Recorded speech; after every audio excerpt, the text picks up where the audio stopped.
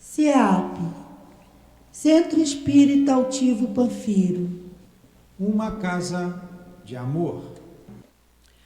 Boa tarde a todos. Boa tarde aos companheiros que nos ouvem de casa. Estamos iniciando a nossa reunião pública de quarta-feira, às 15 horas. Vamos estudar o Evangelho hoje com o nosso companheiro Carlos Magno. Na hora do passe, a Raquel vai nos falar sobre o estudo do livro Caminho, Verdade e Vida. Nós temos, simultaneamente, nesse horário, o trabalho da cura, hoje, quarta-feira, às 3 horas, e também na reunião das 7 horas da noite. Temos o trabalho da cura. Como é que isso funciona? A gente sempre pede a pessoa que estiver precisando conversar com alguém da casa, que após a reunião pública que permaneça no seu lugar, que um dos médiuns irá conversar. E às vezes a gente pensa que está precisando do passe de cura, e às vezes a gente precisa mesmo trabalhar na casa, vir mais vezes, não é? Fazer os cursos da casa. A nossa casa tem cursos de domingo a domingo, em diversos horários.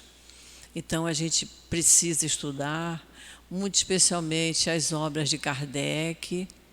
Nós temos vários horários no Livro dos Espíritos, do Evangelho, o Livro dos Médiuns. É só a gente ver qual é o melhor dia, o melhor horário, o tempo que tem disponível para vir trabalhar na casa, certo? Precisamos estudar. A gente percebe que, com o estudo, a gente enfrenta as nossas dificuldades com mais equilíbrio, que a gente precisa de equilíbrio na nossa vida. A situação é difícil, né? Muitas vezes a gente passa por situações difíceis, mas a doutrina espírita nos acalma, serena os nossos pensamentos, as nossas palavras, melhora os nossos sentimentos, e através do estudo a gente percebe que a gente vai conseguindo, aos pouquinhos, entender as nossas dificuldades, que são grandes. Nós sempre lembramos que os cursos, para fazermos os cursos, a gente precisa ter o livro na mão. Os livros nós temos ali na nossa livraria, a preços bons. Quem não puder pagar tudo de uma vez, divide em 2, 3 vezes, desde que tenha o livro. Nós temos cursos na casa presenciais e temos cursos online. Então, é só escolher. Quem não puder, não tiver tempo, mas se tiver em casa, assiste, né, pela internet os nossos cursos. Mas não deixem de estudar. Esse pedido é para nós aqui presentes e para os que estão nos assistindo de casa. E a gente não para mais de estudar. A doutrina espírita tem muito a nos oferecer. Nós temos reuniões públicas de sábado às 10 horas da manhã e às 5 horas da tarde. Sábado de manhã temos a nossa obra social Antônio de Aquino, para a qual a gente pede muito auxílio. Nós precisamos de mão de obra, de pessoas para trabalhar, porque nós temos muita criança. Às vezes a pessoa gosta de criança, gosta de trabalhar com criança, então está aqui uma grande oportunidade. Nós temos jovens e os adultos que são atendidos lá atrás no telheiro, e estudando o Evangelho, estudando o Livro dos Espíritos. As pessoas que comparecem à obra social, nós atendemos cerca de 300 famílias, é muita gente. As pessoas tomam o café da manhã e almoçam todo sábado. Então, nós precisamos de muito auxílio. Para o café da manhã, quem puder trazer meio quilo de pó de café, açúcar, o leite em pó, o pão de forma, que às vezes a gente não pode trazer o pão francês fresquinho, mas pode trazer o pão de forma, a margarina. E para o almoço a gente sempre pede aquilo que a gente come em casa. Aqui a gente usa muito peito de frango, aquele macarrão parafuso, mas a gente também tem a cesta básica. Então, para a cesta básica, eles levam para casa feijão, arroz, açúcar, sal, óleo de soja. Não é isso? São os temperos que a gente... cebola, alho, e feijão, arroz, e farinha de trigo, farinha de mesa, a farofinha, a gente gosta, né? Todo mundo gosta da farinha de mesa. É isso, gente. O que a gente puder colaborar, a gente colabora. Isso. O trabalho das mães assistidas nossas. Tá, vou falar. Está anotado aqui. O nosso presidente veio lembrar que nós estamos com um bazar ali fora, trabalhinhos feitos pelas nossas assistidas para o Dia das Mães. O dinheiro que for conseguido, né, a gente vai comprar ali alguma coisa, o dinheiro fica em benefício da casa, porque a gente tem um gasto grande, né? A gente paga a luz, paga a água, paga o gás. Sim. Em benefício delas mesmas. E justamente vai ser revertido para elas, né? Para a cesta básica, para o almoço delas, para o café da manhã. É isso aí, a gente precisa de auxílio sempre, o tempo todo. Então, quem puder ajudar, dá uma olhadinha ali. Eu entrei rápido hoje, que eu nem fui ver. Mas quando eu sair, eu vou dar uma olhadinha lá. Quem sabe se não tem uma coisinha que a gente gosta, né? Que a gente acha bonitinho e leva, tá bom? Então, vamos iniciar o nosso estudo da tarde. Nós vamos ler como página de abertura do livro Caminho, Verdade e Vida, a lição 65, que o título é Pedir. E está assim no Evangelho de Mateus, capítulo 20, versículo 22. Jesus, porém, respondendo, disse: não sabeis o que pedis. E Emmanuel nos explica essa passagem. A maioria dos crentes dirige-se às casas de oração no propósito de pedir alguma coisa. Raros os que aí comparecem na verdadeira atitude dos filhos de Deus, interessados nos sublimes desejos do Senhor quanto à melhoria de conhecimentos, à renovação de valores íntimos, ao aproveitamento espiritual das oportunidades recebidas do mais alto. A rigor, os homens deviam reconhecer nos templos o lugar sagrado do Altíssimo, onde deveriam aprender a fraternidade, o amor, a cooperação no seu programa divino. Quase todos, porém, preferem o ato de insistir, de teimar, de se imporem ao paternal carinho de Deus, no sentido de lhe subornarem o poder infinito. Pedintes inveterados abandonam, na maior parte das vezes, o traçado reto de suas vidas, em virtude da rebeldia suprema nas relações com o Pai.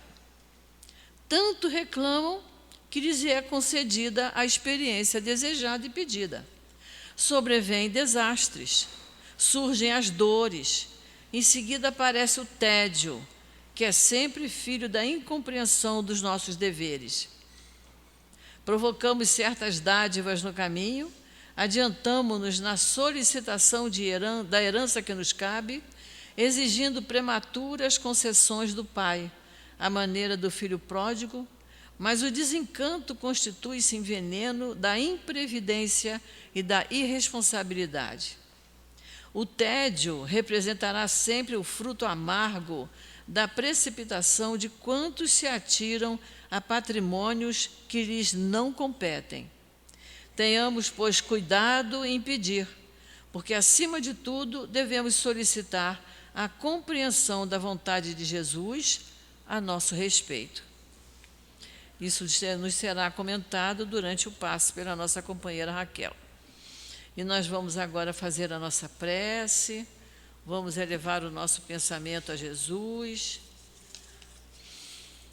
agradecendo sempre, Senhor, por nos intuir estarmos aqui na nossa casa espírita, na casa de Altivo Panfiro, uma casa de amor, onde nos sentimos acolhidos, abraçados pelos espíritos amigos que aqui trabalham incansavelmente. Nós agradecemos muito, Senhor, pela oportunidade nesta encarnação de conhecermos a doutrina espírita. Dai-nos força, coragem, ânimo, boa vontade para estudarmos essa doutrina maravilhosa que tanto bem nos faz.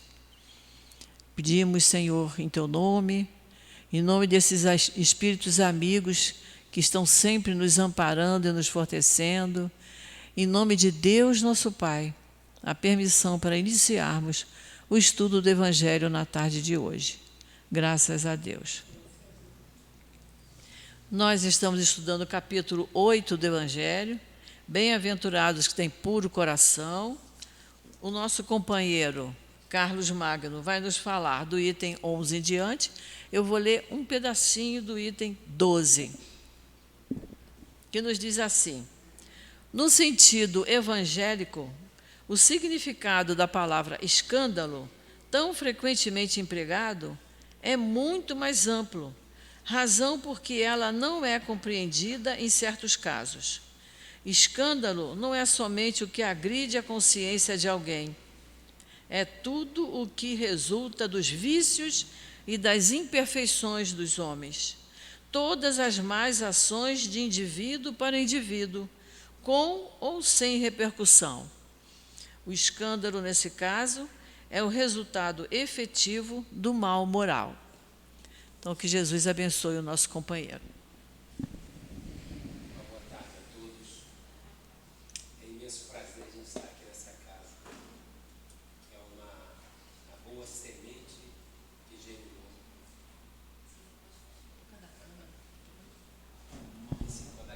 Isso é. É uma alegria imensa, essa semente boa, né? Meio a tantas sementes. Um microfone.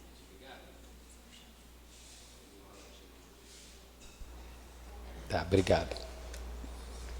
Então, é essa boa semente que o nosso querido irmão Altivo semeou e que germinou em tantos lugares.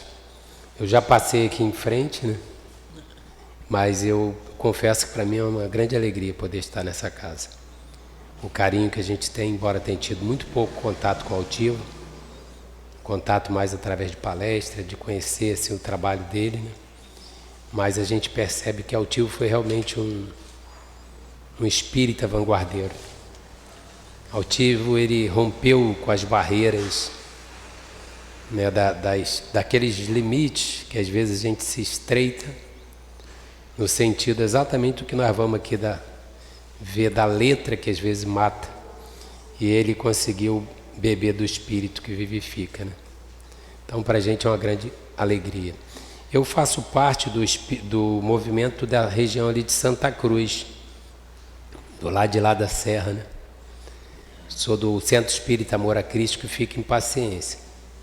Moro um pouquinho para cá, mas também do outro lado da Serra, na ilha de Guaratiba. Desde já eu vou pedir desculpa a vocês se por acaso em algum momento eu tossi um pouquinho, porque eu adquiri uma virose e eu tenho um quadro asmático que se agravou em razão dessa virosezinha. Mas nós vamos sempre até onde o Papai do Céu nos permite. Então, estar aqui para a gente é um agradecimento à misericórdia divina de nos conceder poder falar dessas lições tão gloriosas e tão necessárias aos nossos corações. Esse tema do Evangelho, ele está aqui no capítulo 8, que fala, um dos capítulos, são vários capítulos que falam das bem-aventuranças, e esses daqui falam de bem-aventurado os que têm puro coração. Então aqui nos parece que o que está nos convidando é entendermos, depois de 2000 anos, entendermos efetivamente o que é essa pureza de coração. Porque quando a gente lê o item 11, que é este item introdutório, que é do Evangelho de Mateus, se algum escandalizar a um destes pequenos que crê em mim, melhor fora que lhe atassem ao pescoço uma dessas mós que um asno faz girar e que lançassem no fundo do mar. Então mós era uma pedra, era aquele tipo moinhozinho ali que se moía os grãos, né, que se fazia, que o burro ficava ali girando e fazendo aquele serviço. Então imagina, atar um indivíduo numa mós, jogar ao fundo do mar, né? Depois vem dizendo assim: ai do mundo por causa dos escândalos, pois é necessário que venham os escândalos, mas ai do homem por quem o escândalo venha. Tende muito cuidado em não desprezar um destes pequenos. Declaro-vos que seus anjos no céu veem incessante a face do meu Pai que está nos céus, porquanto o Filho do Homem veio salvar o que estava perdido. E depois completa: se vossa mão ou vosso pé vos é objeto de escândalo, cortai-os e lançai-os longe de vós. Melhor será para vós que entreis na vida tendo um só pé ou uma só mão, do que terdes dois e serdes lançado no fogo eterno. Se vosso olho vos é objeto de escândalo, arrancai-o e lançai-o longe de vós.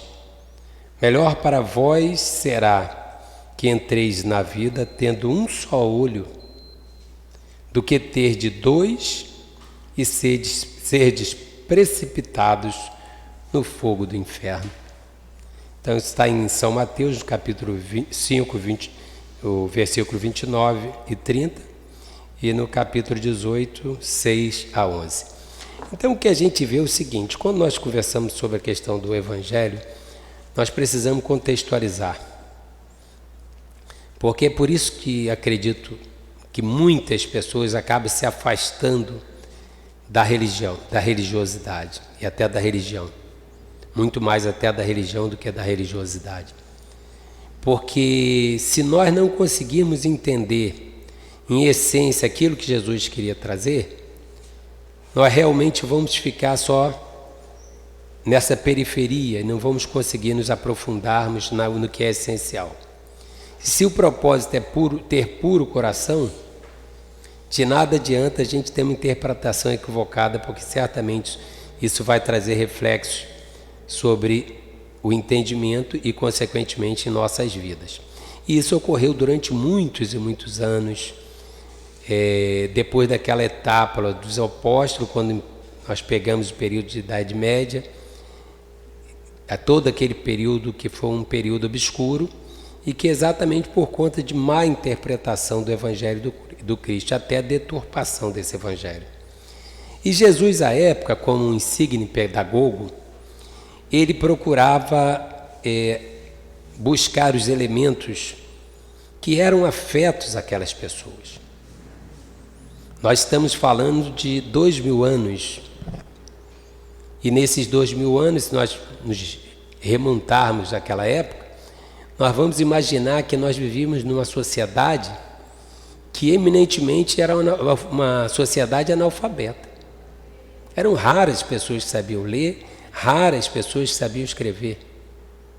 Muito menos aqueles que sabiam interpretar. Por isso que o Paulo depois vai dizer que a letra mata e o espírito vivifica. Porque até entre os próprios apóstolos a gente percebe que em vários momentos houve debates até pueris em torno do Evangelho, quando na realidade o que Jesus trouxe foi a essência. Jesus advertiu várias e várias vezes sobre isso. Então o que acontece? Jesus pegava as questões que eram conhecidas. A pedagogia diz que a gente tem que partir do concreto para o abstrato, né? Do simples para o complexo. E assim Jesus, como esse eminente pedagogo, ele usava elementos que eram comuns àquele povo. E aí ele pegava, nós temos que lembrar também que aquele povo vinha de uma época, e até hoje muitos ainda se conservam nesses entendimentos, que era aquele segmento das lições de Moisés, dos profetas, E muitos ainda cultivavam a ideia do olho por olho, dente por dente. Então essas lições que parecem ser assim, gente, mas como é que Jesus falou isso? Realmente ela dá uma impressão para a gente assim, um tanto quanto estranha. Um ser que era puro amor, pura bondade, dizer que era melhor amarrar o indivíduo no pescoço de uma Amós, jogar ele no fundo do mar, ou então arrancar a mão, arrancar o olho, arrancar o pé desse indivíduo do que ele estar em escândalo. É preciso realmente a gente se desconectar dessa visão mais literal e compreendê-la numa amplitude maior. E por isso Jesus anunciou que viria esse Consolador prometido. Jesus sabia que isso se perderia ao longo do tempo, porque a humanidade ainda estava muito imatura e poucos seriam aqueles que absorveriam as lições do Cristo, para que depois viessem, época em época, retornando, para novamente nos despertar para a verdadeira lição de Jesus. É por isso que nós vamos ver São Francisco e vários outros nomes, o próprio Allan Kardec, que anteriormente, que antes de ser Allan Kardec também tinha reencarnado, né, de ser Hippolyte, ele já tinha reencarnado na figura de John Hus, que também foi um grande lutador da libertação daquelas loucuras que se fizeram em torno da palavra do Cristo. E aí, quando nós temos aqui o Evangelho segundo o Espiritismo, essa obra maravilhosa, essa obra ela não veio inovar nada. Tanto que o primeiro capítulo ela não vem destruir a lei. A mesma coisa que Moisés, que Jesus fala em relação às lições de Moisés, que são maravilhosas. O Velho Testamento, os ensinamentos dos profetas são maravilhosos. Até eu confesso para vocês que até bem pouco tempo atrás eu não gostava. Eu não gostava mesmo de ler a Bíblia. Eu achava uma linguagem muito desconexa. Quando você começa a ouvir Haroldo Dutra, você começa a se apaixonar. Para quem conhece Haroldo Dutra, hoje muito conhecido no nosso movimento, que é um profundo conhecedor da Bíblia, você começa a se encantar. Haroldo tem o Êxodo, aí ele tem Isaías, ele tem várias lições, Gênesis. E quando você começa a estudar com o Haroldo, aí tu fala, gente, que coisa apaixonante. A gente não tinha essa percepção que as coisas estavam tão interligadas. Então a gente percebe que na realidade é uma questão de como nós estamos olhando. E na nossa limitação, a gente percebe que os maiores conflitos humanos ainda são dessa ordem, né? Da subjetividade, da falta de compreensão do olhar do outro. Então, por isso que tantos e tantos conflitos nós temos, e esse Evangelho, quando ele vem agora nos despertar com o olhar de quem já passou por aqui, de quem já está ao lado do Cristo, de quem vem falar em nome de Jesus com condição para isso. Nós aqui estamos na condição, quanto vocês, de estudantes, na condição de exploradores, né? Mas tem aqueles irmãos que estão na espiritualidade que continuaram nessa investida e nos trazendo as lições maravilhosas que se concretizaram no Pentateuco e mais tarde se expandiram nessas obras, tantas outras obras maravilhosas que nós temos, que foi nos trazida por médiuns maravilhosos como o nosso querido Cândido Xavier, né? Então, quando a gente percebe nessa obra essa beleza, a gente começa a entender por que isso aí, por que é melhor arrancar uma mão, arrancar um olho, né, e lançar para longe. Quando eu fiquei lendo sobre isso aí, eu fiquei refletindo, falei, gente, quanta riqueza, porque o Evangelho é uma coisa interessante. Ele é incessante, é igual uma fonte. Você chega lá, tu mete uma canequinha, mas não vai diminuir a fonte, ela vai continuar. E quantos peguem essa canequinha, ela vai continuar trazendo. Então, cada um que tem uma leitura, de acordo com o seu momento, de acordo com a sua intuição, você vai tendo aquela leitura daquele momento. Então, se alguma coisa falhar nesta leitura, não tem a ver com a doutrina espírita, tem a ver com Carlos Magno, tá bom? Mas a leitura que nós vimos foi o seguinte: quando se fala esse termo arrancar, que é um termo assim bastante forte, né, bem significativo, né, digamos assim, é arrancar mesmo. Porque aqui Jesus não está falando de questões físicas, Jesus está falando de questões espirituais. Jesus está trazendo aqui uma questão da transformação da nossa alma, da nossa reforma íntima. E para você conseguir tirar realmente algo que não está muito bacana em você, quando você começa a ter esse reconhecimento, que bom, que maravilhoso que é. Você já está na fase do conflito, não é mesmo? Quando você lembra das duas figuras de Saulo e de Paulo, Saulo não tinha conflito nenhum. Mandava matar cristão, arrogante, grosseiro. O conflito de Saulo começa quando ele começa a servir ao Cristo como Paulo. Ali nasce o conflito, porque ali ele começa a enxergar algo muito maior do que esse mundinho que nós estamos aqui nos relacionando. Ele começa a perceber um universo infinito. Então, quando você começa a ter essa visão, você começa a se desprender dessas ideias de estudar, porque eu preciso saber, eu preciso ter um domínio do Evangelho, de onde estão as questões do Livro dos Espíritos. Tudo que nós estudamos é para nos ensinar uma coisa só, nos ensinar a amar. Também está naquela linda lição de Paulo, né, que se não houver amor, de nada adianta.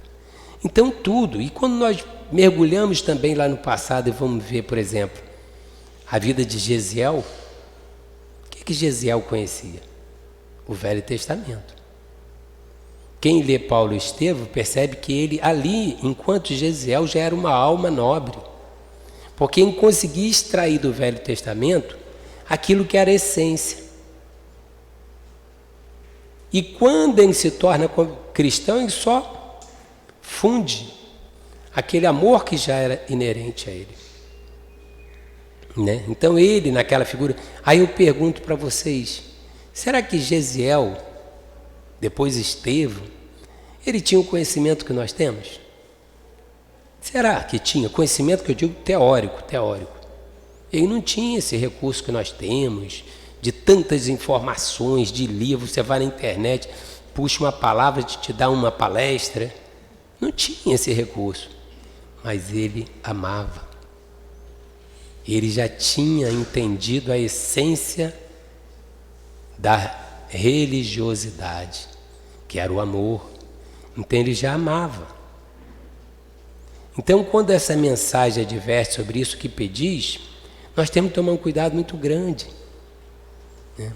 Porque a cura física, ela tem o seu tempo e está inerente a esse capítulo que nós estamos estudando. É necessário que haja o escândalo. Por que é necessário que haja o escândalo? Porque nós estamos num mundo de provas e expiações. Um mundo de provas e expiações, ou expiações e provas, é um mundo em que você vem para você aprender novas lições e para você retificar atitudes equivocadas do passado. Certo? Então, uma vez eu também faço parte do Abrigo Doce Morada, achei lindo o trabalho de vocês, depois eu até quero conhecer mais sobre o trabalho. Eu faço parte do Abrigo Doce Morada, que fica ali em Santa Cruz, e quando eu estava melhorzinho eu ia para lá os sábados para capinar.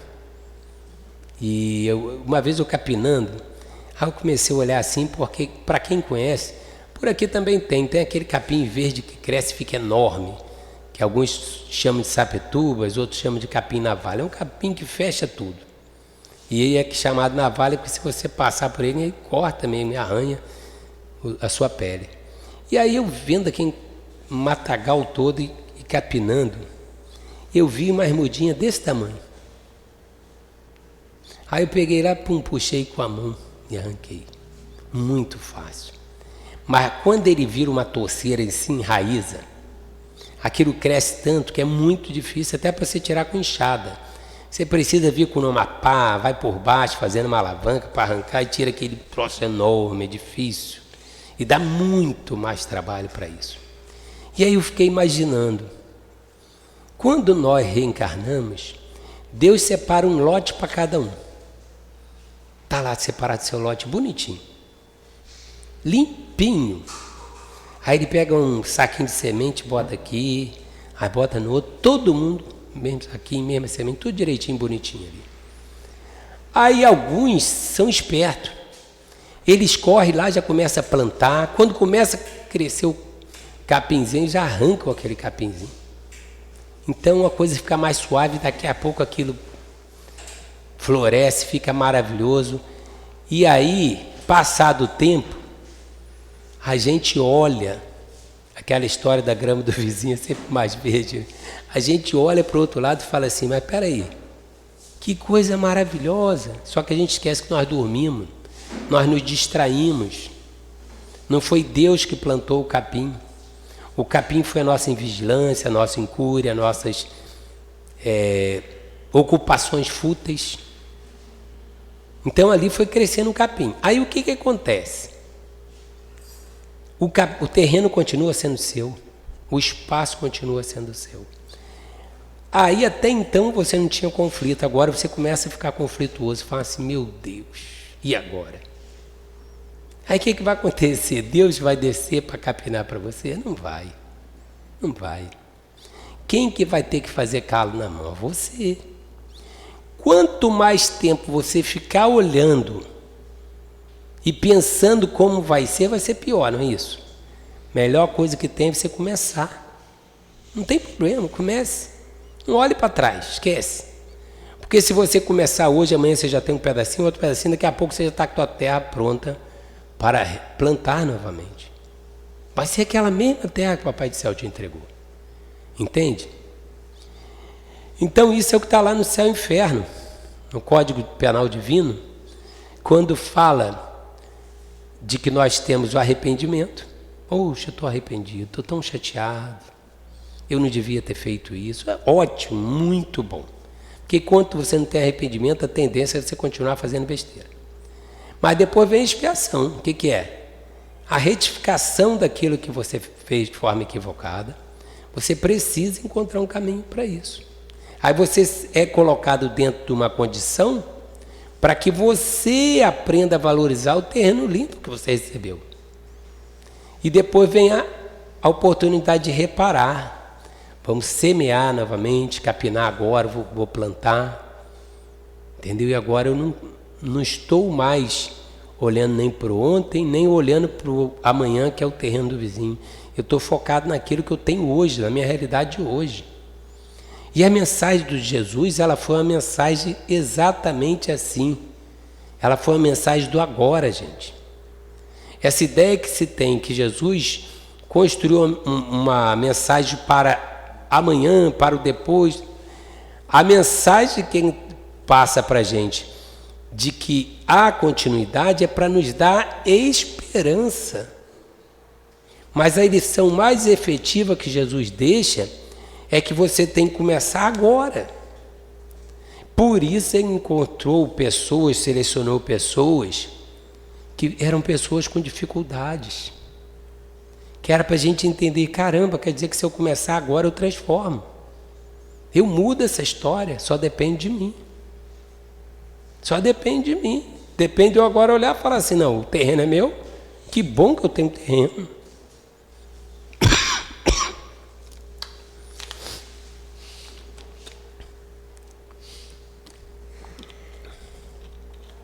Tenho uma enxadinha e vou trabalhar.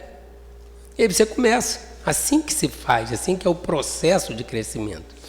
E quando a gente olha para essas três coisas que é para lançar no fogo eterno, que era uma outra linguagem de entendimento daquela época, que era o fogo eterno, era o medo. A religião era pregoada pelo medo. Olha, se você não fizer isso, você vai para o inferno. E nós temos que tomar muito cuidado para não passarmos isso na casa espírita. Se não fizer isso, você vai para o umbral. Eu tenho uma amiga, a tia Lígia, que é uma senhorinha que... a mãe do nosso companheiro, que foi o idealizador de todo aqui o nosso projeto. E ela tinha cabelinho branquinho indo para lá trabalhar. Aí um dia, porque eu sei que eu vou passar pelo umbral. Eu falei, tia Lígia, o que a senhora vai fazer no umbral? A senhora vai dar uma dor de cabeça, caramba. A senhora vai perturbar a vida de todo mundo. Ninguém vai gostar da senhora fazendo prece, porque não estão habituados com isso. Então a senhora não tem como passar pelo umbral. Então nós alimentamos uma ideia de que a gente tem que passar pelo umbral. Isso não é uma realidade. O que nos sustenta no umbral é um processo de culpa, que a gente está aqui e não procura entender por quê. É a mágoa, é um apego às questões materiais. E isso realmente acaba nos aprisionando. É uma visão equivocada de quem somos. Né? Aí eu imagino que eu estou num patamar que não existe. Eu não estou nesse patamar. Então eu tenho que ter uma consciência muito nítida de quem sou eu. E me parece que esses 3 elementos que Jesus acena é um trunfo maravilhoso para a gente ficar atento. Porque vejam bem, pé, mão e olho. Seus olhos forem bons, todo o seu corpo terá luz. Não é? Nós temos uma pegada nas areias, que é uma simbologia. O pé nos dá direção, os pés nos encaminham, os pés nos levam para onde a gente pensa em ir.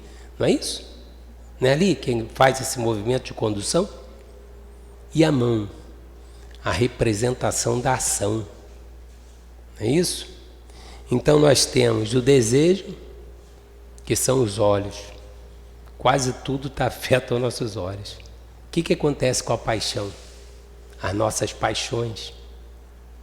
É esse olhar equivocado que nós temos, e aí nos prendemos às formas físicas, principalmente quando somos jovens, e nos encantamos com aquilo, e aquilo dali dispara todo o resto.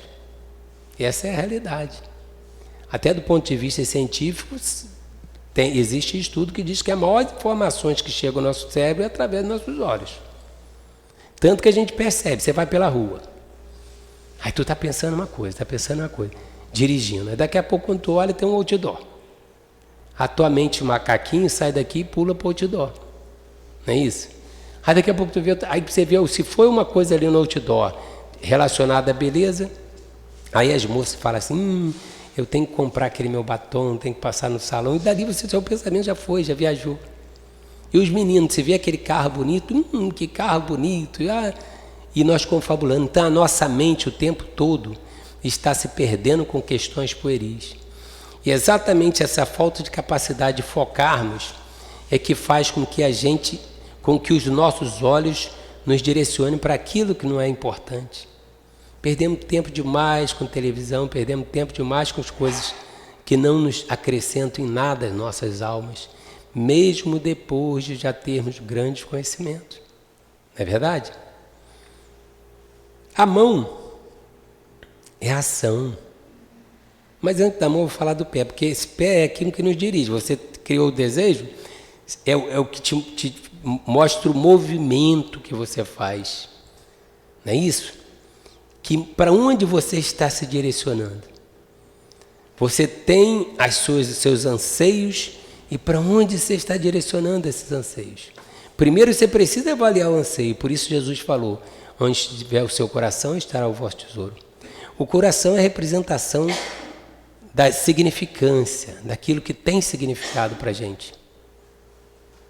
O coração, isso até inclusive do ponto de vista também de estudos de várias áreas da ciência, nós vamos perceber que o coração potencializa inclusive os pensamentos. Isso é uma verdade, você já reparou? Quando alguém está apaixonado por alguma coisa, você é movido por aquilo de uma forma tal que você persiste e alcança. Aí nós vamos ver aqueles jovens que às vezes não têm quase condições, estudando e passando no vestibular difícil. E aí você tem um filho que teve uma escola boa, a vida inteira você gastou um dinheirão com ele, e aí quando o cidadão chega na hora de prestar o vestibular, aquele é horrível, aquela dificuldade, e não passa. Por quê? Falta paixão, desejo de alcançar. Certo? Então, esse movimento que a gente faz. E a mão é a ação.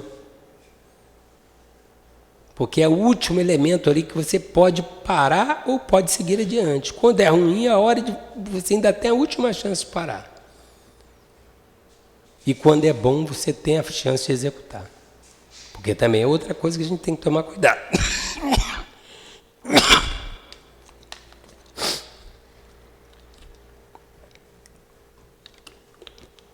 Quantas vezes você encontra justificativa para não fazer certas coisas? Boas, positivas. Ah, mas eu não tenho, não sei, não tenho condições. Você não tem condições de quê? Ah, eu não me sinto bem fazendo palestra, fazendo oração. Ótimo. Inerente à personalidade de cada um. Tem pessoas que têm o social reprimido. Essa pessoa é uma pessoa maravilhosa, né? Execuções, tudo que acontece. Mas se você colocá-la aqui para dirigir uma palestra, sempre direção, para ela o mundo está desmoronando. Nós precisamos aprender a respeitar esse limite. Mas outras coisas não pode fazer? Eu imagino que com a casa espírita, cheguei aqui, achei muito bacana esse zelo que nós devemos ter com aquilo que é do Cristo, que isso aqui é de Jesus. Tá? Então imagina que para isso aqui estar limpinho, alguém limpou. Pelos anos que eu tenho de casa espírita, não sei se é essa a realidade da casa,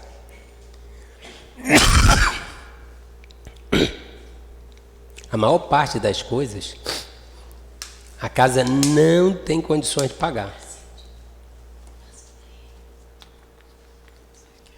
A maior coisa, parte das coisas que a casa tem, não tem condições de pagar, não é verdade?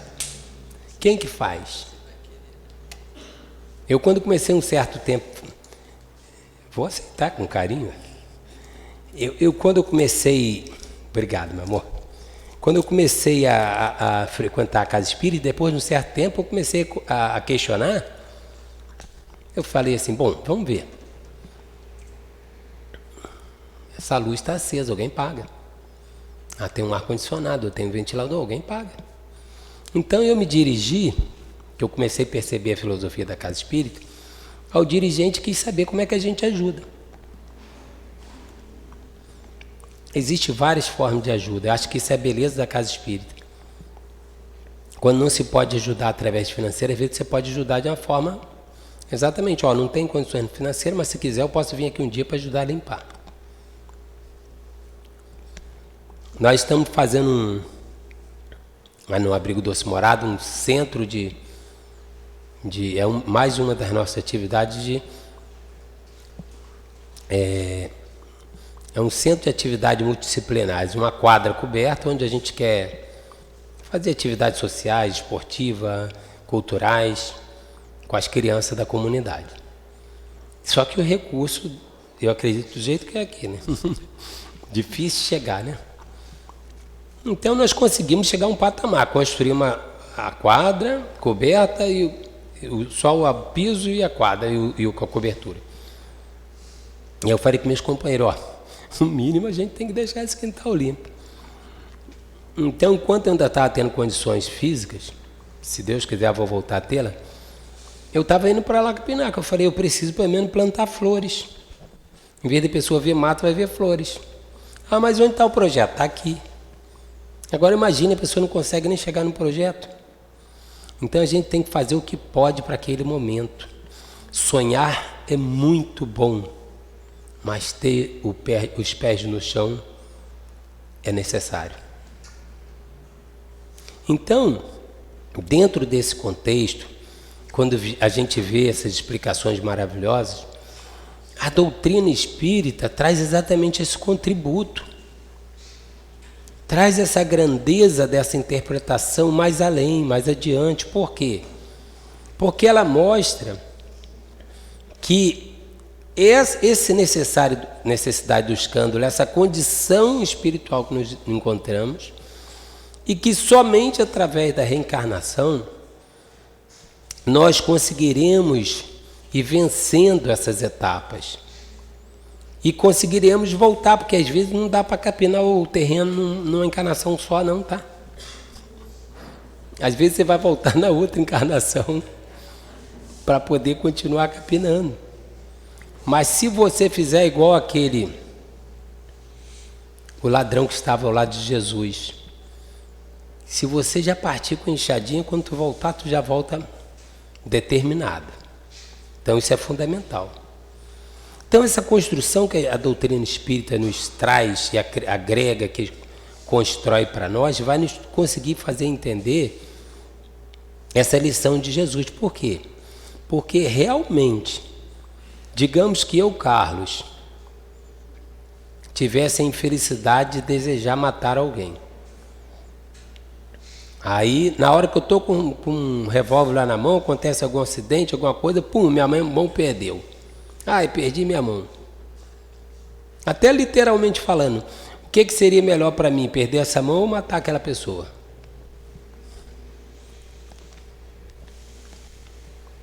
E daí vem outros conceitos que nós, por estarmos muito vinculados às questões materiais, ainda nos escandalizamos, né? Num outro sentido, de nos espantarmos, né? É a ideia do físico. Às vezes a pessoa vê uma pessoa que tem deficiente de uma perna, então, a pessoa fica com a pena. Ai, coitado daquela pessoa, que peninha. Gente, tem pessoas que elas são super eficientes e não são deficientes. Porque o indivíduo que não tem uma perna e pula mais alto que eu, ele é deficiente ou super eficiente?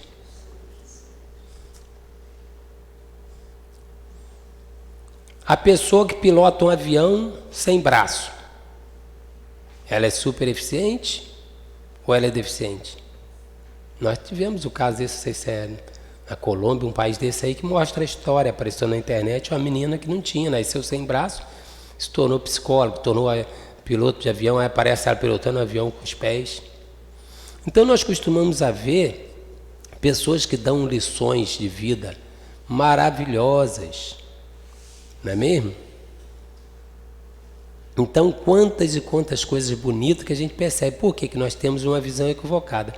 Então essa ideia do castigo, que a gente tem esse olhar assim, ai, mas que coisa horrível isso. Na verdade, dentro da doutrina espírita, o castigo não existe. Existe a oportunidade de recomeçarmos. Mas recomeçarmos de que forma? Valorizando o que nós não valorizamos antes. Então essa é a ideia. Toda enfermidade, ela ou existe porque você hoje provocou, e aí está nos capítulos anteriores, você vai pegar lá no capítulo 5, ou ela existe porque, de alguma forma, você lesionou seu perispírito no passado. E agora, diante da enfermidade, você pode pedir a cura? Pode, tranquilamente. Você não pode exigir a cura. Você não pode ser grato a Deus por cada momento que você ainda está aqui. Você não pode deixar de agradecer a Deus porque, com certeza, Ele está sendo misericordioso. Com certeza. Deus é pura misericórdia. Então, como nós vemos sempre as coisas só por um pequeno pedaço da história, nós nos vitimizamos, nós sentimos pena das pessoas. Quando nós começamos a ter um olhar mais amplo, nós nos alegramos que nós percebemos que tudo que está acontecendo é para o nosso bem. Que a doutrina de espírito, ela rompe com a ideia de eu sou novo, eu sou velho. Não existe. Porque não existe velho nem novo em conceito espiritual. Certo? Porque todos nós vamos desencarnar e vamos recomeçar nesse processo. Então, enquanto Deus nos concede uma oportunidade, agarremos essa oportunidade. Não adianta ficar preso na lástima, nem adianta ficar tentando remontar o passado. O Chico traz essa frase linda. Ninguém pode voltar ao passado e fazer tudo de novo. Mas nós poderemos começar agora a fazer um futuro diferente. Então a mensagem do Evangelho, gente, ela é toda a mensagem do Evangelho é de esperança. A gente pega às vezes algumas frases e fala assim, não, mas aí Jesus falou que a felicidade não é deste mundo. A felicidade não é de um mundo físico, gente. Realmente ela não é deste mundo físico. Se você ficar atrelado a esse mundo físico, você vai ficar preso a tudo aquilo que realmente te prende a ele, e aí você não vai ser feliz. Mas se você mergulhar num mundo que é seu, no universo espiritual que se expande o quanto você for capaz, você paulatinamente vai se realizando a cada dia, por cada circunstância. Então estar aqui hoje é um motivo de felicidade. Se nós tivéssemos condições de ver o Espírito que nos trouxe até aqui, aquele amigo espiritual que nos acompanha tempos e tempos, nos enxugando lágrimas, nos ajudando, nos estimulando, nos motivando durante o desprendimento do sono, só isso já nos daria razão de sermos eternamente gratos. Porque nenhum de nós está sozinho. Então, quando se fala dos escândalos, todos nós cometemos, gente. Numa dimensão maior ou menor. Porque o escândalo é tudo aquilo que fere a moral cristã. E quem não atingiu ainda um grau de espírito puro, vai continuar ainda dando seus tropeços. O Carlos que está aqui hoje falando para vocês, é o Carlos que vive no dia a dia, que de vez em quando faz uma bobagem, fala assim, meu Deus, que às vezes se pega numa discussão com o vizinho lá, depois, Jesus, como é que eu me perdi? É o Carlos. Ou em outro momento, num trânsito. Mas quando você tem a oportunidade de reavaliar, você aos poucos já vai se libertando disso. Que aí se você brigou, depois você já ora, você já não fica naquela, tomara que se dê mal, você já vai orando, você fala, meu Deus, ajude. Então esse trabalho é o que se quer de cada um de nós. Então, quando o Evangelho vem aqui nos advertir sobre o coração puro,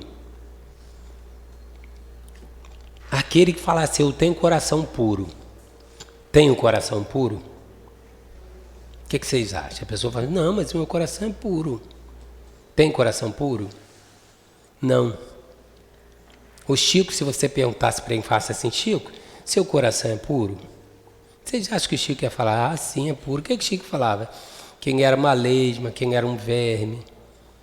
E quando o Chico falava isso, ele não falava com uma pseudo-humildade. O Chico falava isso porque ele reconhecia uma grandeza tão que nós ainda não temos condições de reconhecer no Cristo, naquele espírito que o acompanhava, que um mínimo pensamento distorcido do Chico, a gente já se sentia mal com aquilo. O que para a gente seria inconcebível. Por exemplo, eu jamais conseguiria achar qualquer erro, defeito em Chico. Eu, particularmente, não consigo. Tudo que eu já vi do Chico, mas com certeza, mano, achava. Volta e meia puxava a orelha dele. Dava bronca nele. Por quê? Porque Jesus quer o quê? Que a gente cresça. Então, esse coração puro, ele é um processo. Ele não é algo terminado. Assim como todas as virtudes são processos. Então existe momentos de pureza na sua vida, com certeza existe. Isso não se negue a dizer. Quem é mãe que disser, eu nunca tive um momento de pureza na minha vida? Não acredito. A renúncia de não dormir para ficar com o filho, de tirar o que tem muitas vezes de comer para dar para um filho, de ter todo esse carinho, e até quando o filho ficar velho continua preocupado, o pai também. Então todos nós, temos fragmento dessa essência do Cristo. O que aconteceu, por que nós temos fragmento? Porque todos nós recebemos o saquinho das bem-aventuranças. Todos nós recebemos essas sementinhas. O que aconteceu é que nós distraímos um pouquinho no meio do caminho. Nós nos perdemos um pouquinho. E no mundo físico não é difícil se perder, não. Se você for lá na questão 100 do Livro dos Espíritos, e 101, quando fala da classificação dos espíritos, nós, o que caracteriza o nosso estágio é a preponderância da matéria sobre o espírito. O que é uma coisa preponderante? É uma coisa que se sobrepõe à outra. Então, para nós, no nosso estágio evolutivo, você ter desejo, você ter vontade de conquistar certas coisas, tudo natural. Está tudo dentro do processo da nossa construção. O que é necessário? Que a gente vá procurando dosar isso. Que a gente vá procurando extrair um pouco desse espírito e capinar um pouco dessas deficiências, semear um pouquinho do que há de essência em cada um de nós. Então, meus irmãos, quando a gente vem à casa espírita, venha feliz. Você já é uma pessoa que tem conflitos, maravilhoso. Quando você estiver aqui, esteja plenamente aqui. Esteja plenamente. Para que você receba efetivamente tudo aquilo que estão te ofertando. Se eu pegar essa água, pegar esse copo aqui não dá para fazer, né? Mas vou pegar o outro aqui. Vou pegar esse copo aqui, eu pego essa água e ponho aqui. Eu vou encher o copo? Eu preciso fazer o quê? Mudar a posição. O que está faltando muitas vezes na nossa vida é mudarmos o nosso olhar, é abrirmos o nosso coração, é começarmos hoje o que nós sempre desejamos começar. Esquece o ontem. É nos abrirmos para receber amor, receber carinho, receber ajuda. E graças a Deus, a casa espírita é feita de seres imperfeitos, mas é cheio de pessoas de boa vontade. E eu sou apaixonado, várias casas espíritas que eu cheguei, movimento espírita, eu sempre vejo o mesmo acolhimento, encontros espíritas, aqueles encontros de Valdo, que coisa maravilhosa, você vê pessoas abertas a amar, pessoas abertas a estender a mão ao outro. Então se permita receber carinho, se permita receber ajuda, não fique preso naquilo que não está ao alcance da sua mão. Ah, mamãe não me amou, papai não me amou, meu marido não me ama. Por que as pessoas não são carinhosas comigo? Esquece. Alguma razão existe. Porque enquanto você está preocupado com isso, você está falando com uma pessoa que está te amando, está te ouvindo, está estendendo a mão para você e está dizendo, recomece, vamos começar juntos. Estou aqui para te ajudar. Então, toda a mensagem do Evangelho do Cristo é carregada de amor. A mensagem de Jesus não é uma mensagem de castigo, não é uma mensagem de arrogância.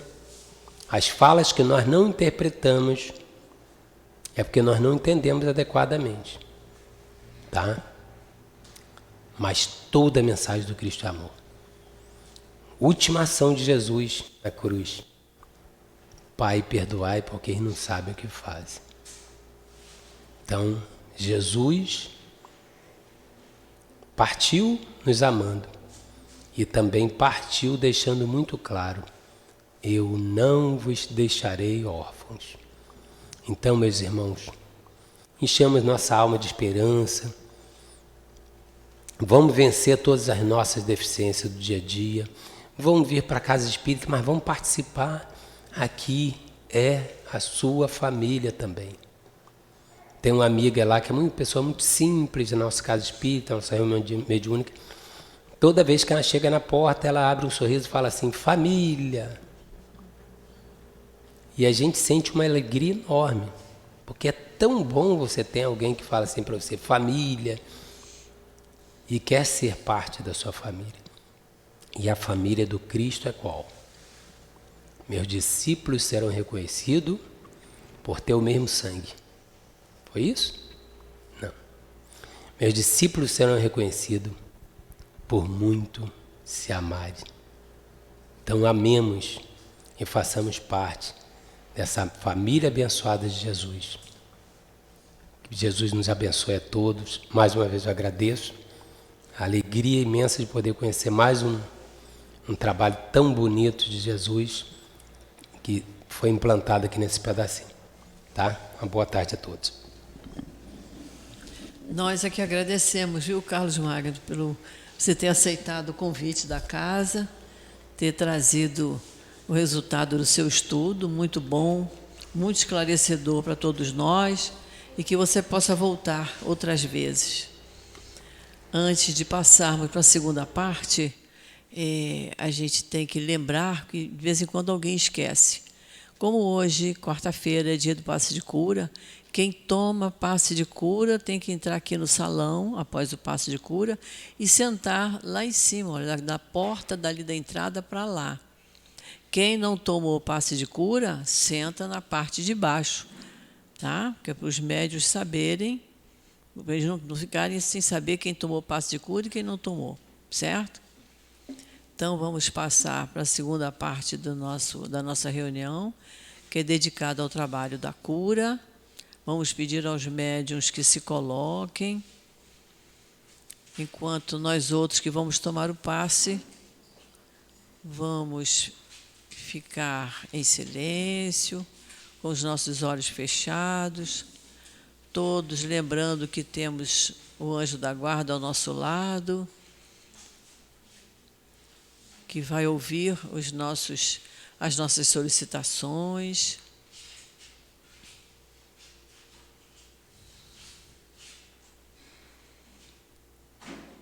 Querido Jesus, é chegada a hora do passe, Senhor, e nós te pedimos as tuas bênçãos para esse trabalho de amor.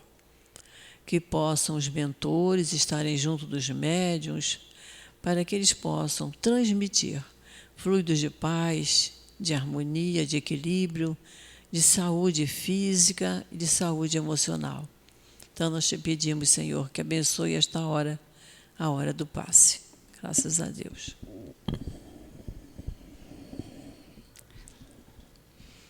Como é bom participar de uma casa que tem a oportunidade de estudar.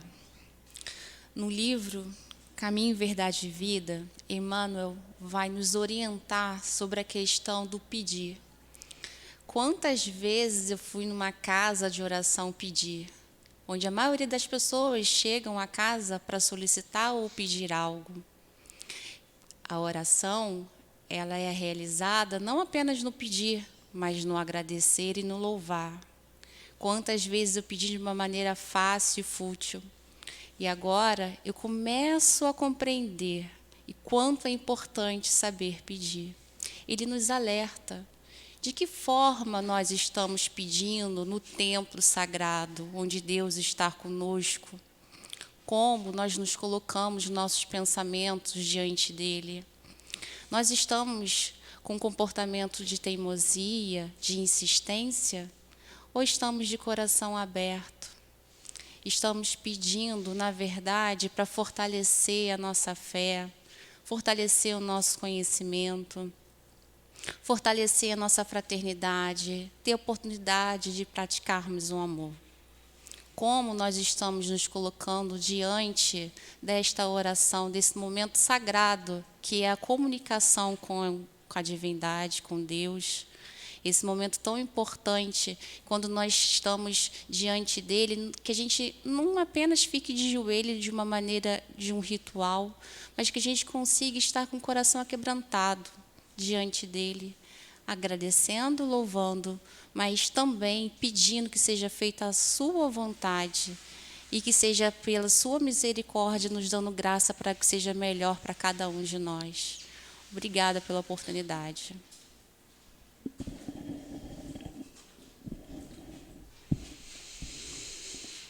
Ao final da nossa reunião, nós só queremos te agradecer, Jesus, pela oportunidade de estarmos aqui nesta casa, estudando essa doutrina de amor, que tanto nos consola, que tanto nos esclarece.